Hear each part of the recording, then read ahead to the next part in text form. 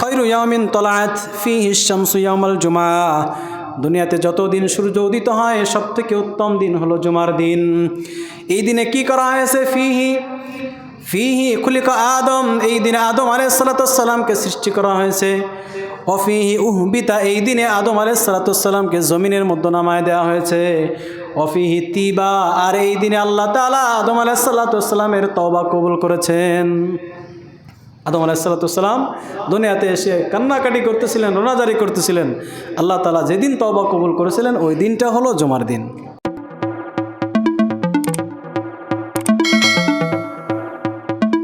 কালামে হাকিমের সূরা জুমআ থেকে একটি আয়াত তেলাওয়াত করেছি। নবী মুহাম্মদ সাল্লাল্লাহু আলাইহি ওয়াসাল্লামের অসংখ্য অগণিত আহাদিসে মুবারাকা থেকে ছোট্ট একটি হাদিস তেলাওয়াত করেছি। আল্লাহ তাআলা চাহেন তো আয়াত এবং হাদিসের আলোকে যে বিষয়ে কথা বলা জরুরি এবং যে বিষয়ে আমার এবং আমাদের সকলের উপকার হবে, আল্লাহ যেন তেমন কিছু কথা আমার জবান থেকে বের করেন। সকলে বলে আমিন। আল্লাহ রাব্বুল আলামিনের দেওয়া দিন প্রত্যেকটাই দিনই শ্রেষ্ঠ। আল্লাহর দেওয়া প্রত্যেকটা মাসই শ্রেষ্ঠ, তবে শ্রেষ্ঠ মাসের ভিতরে আরও শ্রেষ্ঠ আছে, শ্রেষ্ঠ দিনের ভিতরে আরও শ্রেষ্ঠ দিন আছে, শ্রেষ্ঠ রাতের ভিতরে শ্রেষ্ঠ রাত আছে। আর এই সর্বশ্রেষ্ঠ মাসের মধ্যে সর্বশ্রেষ্ঠ দিন হলো জুমার দিন। সর্বশ্রেষ্ঠ দিন জুমার দিন। এই আল্লাহ রাসূল সাল্লাল্লাহু আলাইহি ওয়াসাল্লাম হাদিসের মধ্যে বলেন, সূর্য যতদিন সূর্য উদিত হয় শুক্রবার, শনিবার, রবিবার, সোমবার, মঙ্গলবার, বুধবার, বৃহস্পতিবার, সব দিন সূর্য উদিত হয়। তবে সর্বশ্রেষ্ঠ দিন হলো যেই দিন শুক্রবারের দিন সূর্য উদিত হয়। কথাটা অন্যভাবে বলেছেন আল্লাহ রাসূল, বোঝাতে চেয়েছেন শুক্রবার এ রাত এবং দিন এটা আল্লাহ তাআলার কাছে সর্বশ্রেষ্ঠ দিন এবং রাত। এই কথাগুলো এতগুলো মেসাল টানার উদ্দেশ্য হলো দুনিয়াতে সর্বশ্রেষ্ঠ দিন আছে, সর্বশ্রেষ্ঠ রাত আছে, সর্বশ্রেষ্ঠ যানবাহন আছে, সর্বশ্রেষ্ঠ নবী আছে, সর্বশ্রেষ্ঠ মানুষ আছে, সর্বশ্রেষ্ঠ কূপ আছে, সর্বশ্রেষ্ঠ আংটি আছে, ঠিক একইভাবে সর্বশ্রেষ্ঠ দিন এবং সর্বশ্রেষ্ঠ রাতও আছে। কি বলেন, ঠিক কিনা? এই দিন এবং রাত হলো জুমার দিন এবং জুমার রাত। জুমার দিন, জুমার রাত। এই জুমার রাতের ব্যাপারে আল্লাহ রাসূল সাল্লাল্লাহু আলাইহি সাল্লাম জুমার রাত পরে আসেন। আল্লাহ রাসূল সাল্লাল্লাহু আলাইহি সাল্লাম একটি হাদিসের মধ্যে হযরত আসমা বিনতে ইয়াজিদ রাদিয়াল্লাহু তাআলা আনহা বলেন, আইনাল্লাযীনা কানাত তাতাজাফা জুনুবুহুম আনিল মাদাজি। কিয়ামতের কঠিন ময়দানে বিচার কার্য এখনও শুরু হয়নি। ইতিমধ্যে ঘোষণা করা হবে, একজন ফেরেশতা দাঁড়াবেন এবং ঘোষণা করবেন, কোথায় আজকে ওই সমস্ত লোক যাদের পিঠ রাত্রেবেলা বিছানা থেকে আলাদা ছিল, তার মানে তারা দাঁড়ায় দাঁড়ায় রাত্রেবেলা বসে বসে আল্লাহ তাআলা জিকির করেছে, তাসবিহ তাহলিল পাঠ করেছে, নামাজ আদায় করেছে, আল্লাহ তাআলার জন্য রোনাজারি করেছে। এই সমস্ত লোক কোথায় যাদের পিঠ বিছানায় রাত্রেবেলা লাগে নাই? কিছু সংখ্যক মানুষ দাঁড়াবে, খুবই কম। কারণ আমরা কতজন মানুষ রাত্রেবেলা ইবাদত বন্দেগী করি? হাজারে একজনও খুঁজে পাওয়া যাবে না। তো এটা সংখ্যা খুবই নগণ্য হবে, খুবই কম হবে। অল্প কিছু সংখ্যক মানুষ দাঁড়াবেন এবং তাদেরকে দাঁড়ানো হবে, উঠানো হবে এবং তাদেরকে বলা হবে, উদখুলু জান্নাহ, তোমরা একেবারে নিরাপদে বিনা হিসেবে জান্নাতে প্রবেশ করো। সুবহানাল্লাহ। এটা হলো যারা রাত্রি জাগরণ, জুমার রাত না, জুমার দিন না, যে কোনো রাত্রে ইবাদত বন্দেগী করার ফজিলত এটা। হযরতে আমর ইবনে আবাসা রাদিয়াল্লাহু তাআলা আনহু বলেন, আমি একবার ওকাজ নামক স্থানে আল্লাহ রসুলের সাথে ছিলাম। রসুল সাল্লাল্লাহু আলাইহি সাল্লামকে আমি জিজ্ঞাসা করলাম, ইয়া রাসূলুল্লাহ, কোন দোয়া আছে এবং কোন সময় আছে যেই সময়ে দোয়া করলে আল্লাহ ফেরত দেন না, যেই সময়ে দোয়া আল্লাহর কাছে কবুল হয়? প্রশ্নটা কি বলেন দি? ইয়া রাসূলুল্লাহ, কোন সময়ে দোয়া আল্লাহর কাছে বেশি প্রিয় এবং কোন সময়ে দোয়া করলে দোয়া কবুল হয়ে থাকে? রাসূল সাল্লাল্লাহু আলাইহি সাল্লাম বললেন, আবাসা, রাত্রের শেষ প্রহরে, রাত্রের শেষ তৃতীয়াংশে তুমি আল্লাহ তাআলার কাছে দোয়া করবে।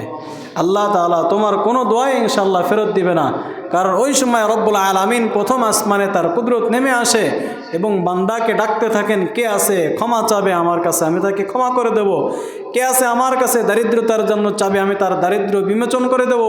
কে আছে চিকিৎসার জন্য, অসুস্থতার জন্য আমার কাছে চাবে, আমি তাকে সুস্থতা দান করে দেব। এভাবে আল্লাহ তাআলা প্রথম আসমানে এসে প্রতিটা রাত্রে ডাকতে থাকেন, বিশেষ করে জুমার রাত্রে। আল্লাহ তাআলা আমাদেরকে এই জুমার রাত এবং জুমার দিনের কদর করার তৌফিক দান করেন। এবার আসেন জুমার দিনের ফজিলত। জুমার দিন এটা আমার আপনার কাছে আজকে হয়ে গেছে খেল তামাশার দিন। জুমার দিন আজকে আমাদের কাছে হয়ে গেছে সব থেকে একটা উপভোগের দিন। জুমার দিন হয়ে গেছে আমাদের কাছে সব থেকে একটা সুবর্ণ সুযোগ গুনাহ করার। জুমার দিন হয়ে গেছে সব থেকে অলসতার একটা দিন আমাদের। কেউ এই দিন ঘুমায় ঘুমায় কাটায়, কেউ এই দিন খেল তামাশা, গুনাহ, গান বাজনা, মদ, জুয়া এর ভিতরে কাটায়, আর কেউ এই দিনে সম্পূর্ণভাবে আল্লাহ তাআলা বিমুখী হয়ে তার এই পুরো দিনটা কেটে যায়। অথচ জুমার দিনের ব্যাপারে আল্লাহ রাসূল সাল্লাল্লাহু আলাইহি সাল্লাম থেকে হযরতে আউস ইবনে আউস রাদিয়াল্লাহু তাআলা আনহু, তিরমিজি শরীফের 496 নম্বর হাদিস, হযরতে আউস রাদিয়াল্লাহু তাআলা আনহু থেকে বর্ণিত, قال قال رسول الله صلى الله عليه وسلم, রসুল করিম সাল্লাল্লাহু আলাইহি সাল্লাম বলেন, মানিগতাসালা ইয়াউমাল জুমআহ, মানিগতাসালা ইয়াউমাল জুমআতি ওয়া গাসসালা ওয়া বাক্কারা ওয়া বাতাকারা ওয়া দানা ওয়াস্তামা ওয়া আনসাতা কানা লাহু বিকুল্লি খুতওয়াতিন ইয়াখতুহা আজরু হাসানা। রসুল করিম বলেন, যে ব্যক্তি জুমার দিনে, আমার কোনো উম্মত জুমার দিনে যে খুবই সুন্দরভাবে তাড়াতাড়ি গোসল করে, আগে আগে গোসল করে এবং পরিবারের যারা আছে তাদেরকে গোসল করায়, ওয়াবাক্কারা এবং আগে আগে তাড়াতাড়ি মসজিদে আসে, ওয়াবাতাকারা এবং তাড়াতাড়ি মসজিদে এসে ইমামের সোজাসুজি বসে অথবা কাছাকাছি বসে, দূরে যায় পিছনে যেয়ে বসে না, বরং আগে আগায় বসে, সামনে সামনে বসে, ওয়াদানা ওয়াস্তামা এবং খুতবা মনোযোগ সহকারে শোনে, শ্রবণ করে, খুতবা মনোযোগ সহকারে কথা বলে না, ওয়াংসাতা এবং চুপ থাকে, কানা লাহু বিকুল্লি খুতওয়াতিন ইয়াখতুহা আজরু সানা।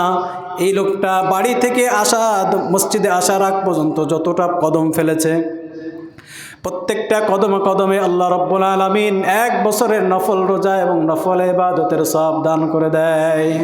সুবহানাল্লাহ। এক একটা কদমে বলেন তো দেখি, মাত্র এক একটা কদম ফেলাবেন আপনি, আর আল্লাহ তাআলা আপনার আমল নামায় নেকি দিচ্ছেন 1 বছরের রোজা এবং 1 বছরের ইবাদতের। বিকুল্লি কদমিন আজরু সানা, প্রত্যেকটা কদমের বিনিময়ে আল্লাহ রাব্বুল আলামিন আপনাকে আমাকে 1 বছরের ইবাদতের সওয়াব দিচ্ছেন।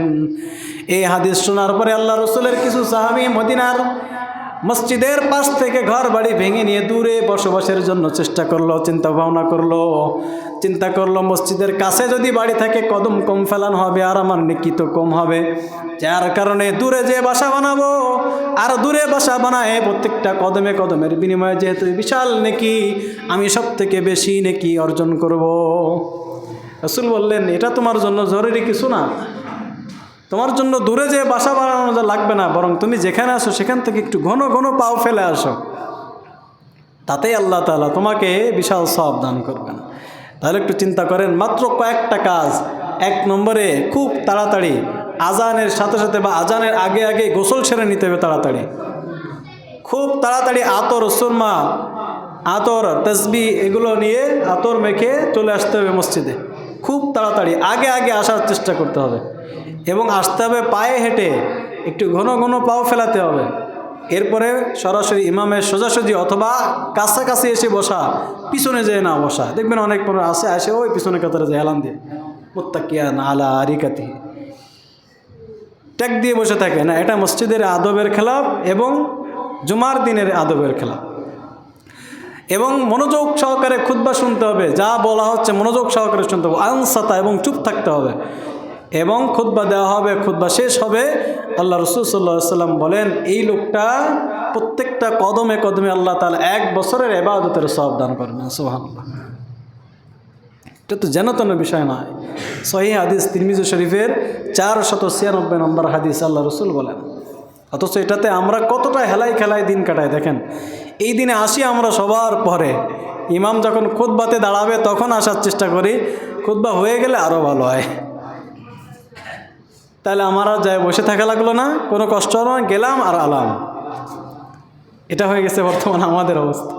আল্লাহ তাআলা আমাদেরকে বুঝ দান করেন। আল্লাহ রসুল সাল্লাল্লাহু আলাইহি সাল্লাম হাদিসের মধ্যে বলেন, আস-সালাওয়াতুল খামস, 5 ওয়াক্ত নামাজ, ওয়াল জুমাতু ইলাল জুমা, এক জুমা থেকে আরেক জুমা, রমাজান ইলা রমাজান, এক রমজান থেকে আরেক রমজান, গুফিরা লাহুমা বাইনাহুমা, এই যে এক সালাত থেকে আরেক সালাত, এক জুমা থেকে আরেক জুমা, এক রমজান থেকে আরেক রমজানের মাঝখানে যত গুনাহ হয়ে থাকে, সগীরা গুনাহ, আল্লাহ তাআলা এগুলো মাফ করে দেন। সুবহানাল্লাহ। মাজিতানিবাল কাবায়ের, একটা রায়াতে আছে, ইদা ইজতানাবাল কাবায়ের, যখন এই বান্দা কবিরা গুনাহ থেকে ফেরা থাকে, কবিরা গুনাহ থেকে বিরত থাকলে আল্লাহ তাআলা তার জন্যই বিশাল সওয়াব, এক জুমা থেকে আরেক জুমার মধ্যবর্তী সময়ের গুনাহগুলো আল্লাহ তাআলা মাফ করে দেন। রাসূল করিম সাল্লাল্লাহু আলাইহি সাল্লাম দোয়া করতে বলেছেন এবং নিজে দোয়া করেছেন। যখন রজব আর শাবান মাস আসার আগে আগে আল্লাহ রসুল একটা দোয়া করতেন, আল্লাহুম্মা বারিক লানা ফি রজব ওয়া শাবান ওয়া বাল্লিগনা রমাজান, আয় আল্লাহ আমাকে, আল্লাহুম্মা বারিক লানা, আয় আল্লাহ আমাদেরকে বরকত দান করে দেন, ফি রজব ওয়া শাবান, রজব এবং শাবান মাসের, রজব আর শাবান মাসে যত বরকত দান করবেন আল্লাহ আপনি আমাদেরকেও দান করে দেন। ওয়াবাল্লিগনা রমজান, আয় আল্লাহ রমজান পর্যন্ত না পৌঁছায় আমাদেরকে আপনি মৃত্যু দিয়েন না। সাথে সাথে আল্লাহ রসুল আর একটা দোয়া করতেন, ও আমার উম্মতেরা শুনে রাখো, উজ্জ্বল রাত হলো জুমার রাত, যত দিন উজ্জ্বল আছে উজ্জ্বল দিন হলো জুমার দিন। এর থেকে সুজ্জ্বল, এর থেকে সুন্দর, এর থেকে ভালো কোনো রাতও নাই, ভালো কোনো দিনও নাই। কাজেই তোমরা এই দিনে বেশি বেশি করে আল্লাহ তাআলার কাছে দোয়া করবা। শুআবুল ঈমান লিল বাইহাকিতে একটি হাদিসে আল্লাহ রসুল সাল্লাল্লাহু আলাইহি সাল্লাম বলেন, 5 রাত্রের দোয়া আছে আল্লাহ তাআলা, এই 5 রাত্রের দোয়া আল্লাহ তাআলা ফেরত দেন না। এই 5 রাত্রে যদি বান্দারা উম্মতেরা দোয়া করতে পারে আল্লাহ তাআলা প্রত্যেকটা দোয়ায় কবুল করে নেবেন, যদি হালাল দোয়া হয়ে থাকে। খামসু লায়ালিন লা ইউরাদ্দু ফিহিন্না দুআ, 5টা রাত আছে যে 5 রাতে আল্লাহ তাআলার কাছে দোয়া করলে আল্লাহ তাআলা তাদেরকে ফেরত দেন না। 1 নম্বর হলো লাইলাতুল জুমা, জুমার রাত্রে যে রাত্র আমরা পার করে আসলাম, লাইলাতুল জুমা, এই রাত্রে আল্লাহ তাআলার কাছে উঠে দোয়া করলে, বিশেষ করে শেষ রাত্রের দিকে তাহাজ্জুদের সময় আল্লাহর কাছে যদি দোয়া করা হয় আল্লাহ তাআলা সেই দোয়াগুলো কবুল করে নেন। 2 নম্বরে আউয়ালু লাইলাতিন মিন রাজাবা মিন রাজাব, রজবের 1ম তারিখের দোয়া, রজবের 1ম তারিখের যে রাতটা, তার মানে রজব মাসের 1ম যে রাত্রটা, কালকে 1 তারিখ, আজকের এই যে রাত্রটা, এই রাত্রের দোয়া আল্লাহ তাআলা ফেরত দেন না। এটা হলো 2 নম্বর রাত। 3 নম্বরে লাইলাতুন নিসফি মিন শাবান, শাবান মাসের মধ্য রজনী, অর্থাৎ যেটাকে আমরা শবে বারাত বলি, এই শবে বারাতের রাত্রের দোয়া আল্লাহ তাআলা ফেরত দেন না। 4 নম্বরে হলো লাইলাতুল ঈদাইন, 2 ঈদের রাত্র, অর্থাৎ ঈদুল ফিতরের রাত এবং ঈদুল আজহার রাত।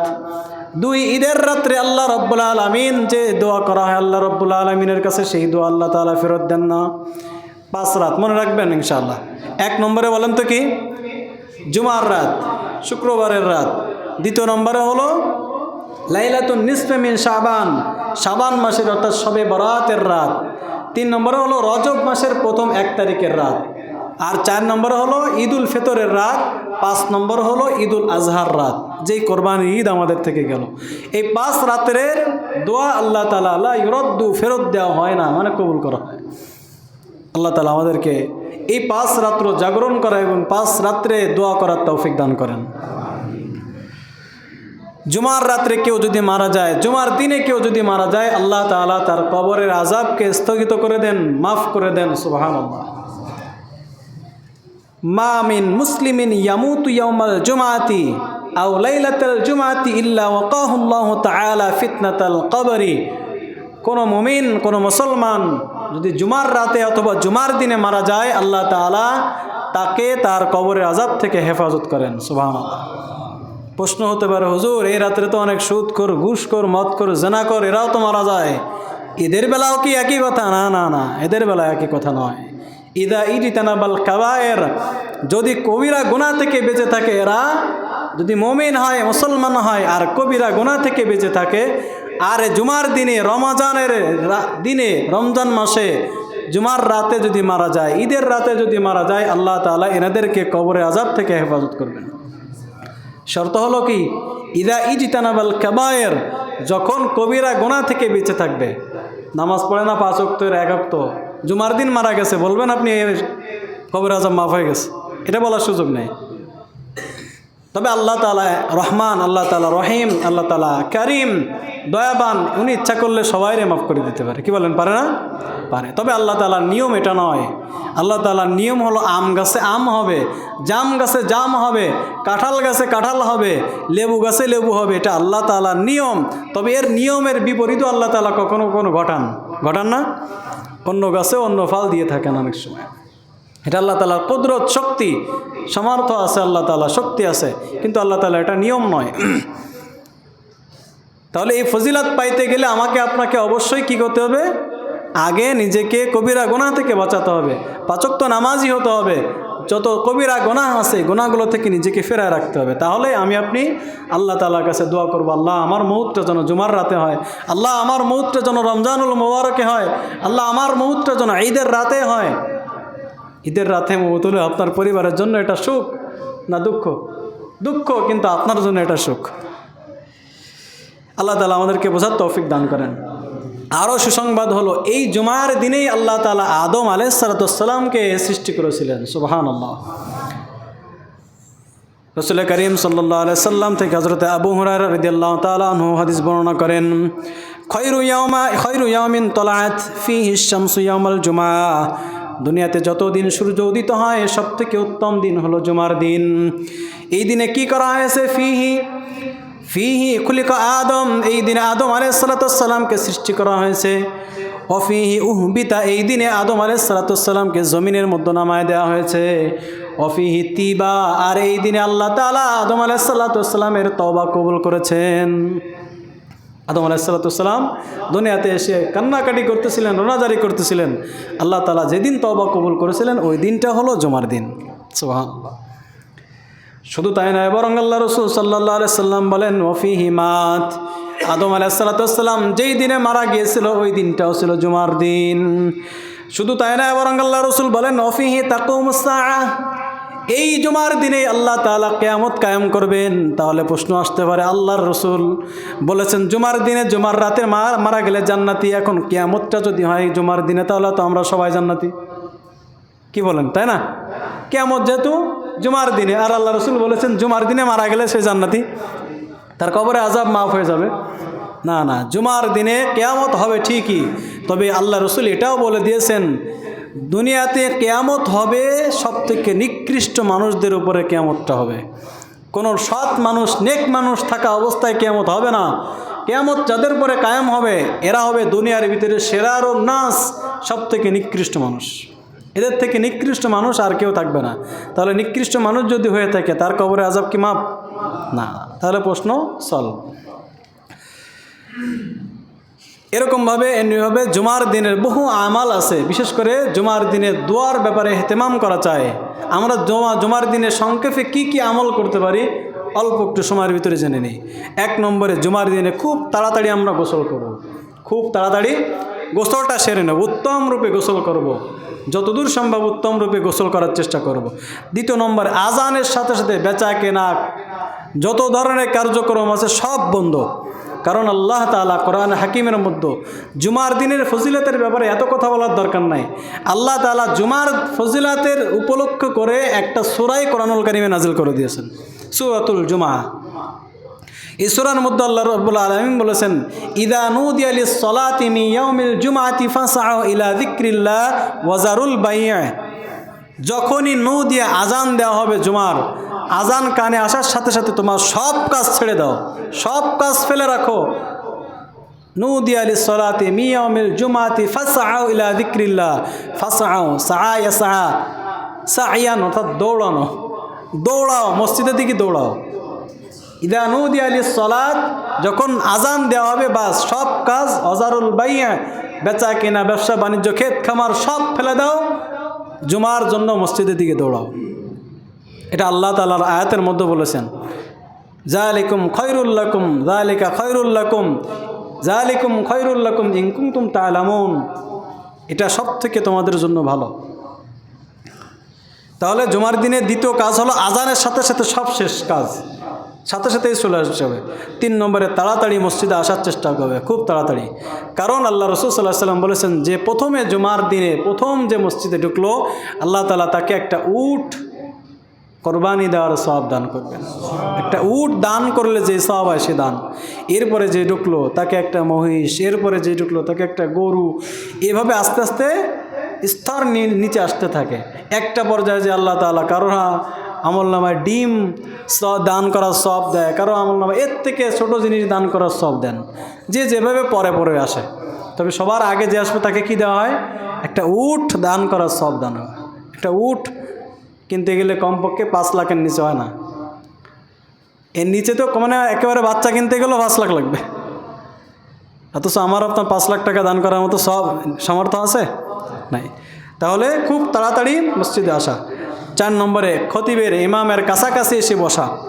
5 নম্বরে মসজিদে ঢুকে কারো ঘাড় না টপকানো। দেখবেন অনেক মানুষ আসে পিছনে এভাবে হাতাইতে হাতাইতে মানে সামনে চলে আসে, সাঁতরাতে কেমন যেন সাঁতার দিচ্ছে উনি। আল্লাহ রসুল এনাদের ব্যাপারে বদদোয়া করেছেন, লানত করেছেন। মসজিদে আসবে পরে আর ডিঙায় ডিঙায় মানুষের ঘাড় টপকা টপকায় সামনে যাবে, এদের ব্যাপারে আল্লাহ রসুল লানত করেছেন। খবরদার, সে যেই হও না কেন, তুমি নেতা হতে পারো, তুমি মন্ত্রী হতে পারো, এমপি হতে পারো, যেই হও না কেন, আল্লাহ রসুলের এই হুমকির সামনে তুমি এসো না। হয়তো মসজিদে আপনাকে কেউ বাধা দেবে না যে আপনি এরকম করে যাচ্ছেন কেন, কিন্তু আল্লাহ তাআলা আপনাকে ঠিকই দেখতেছেন।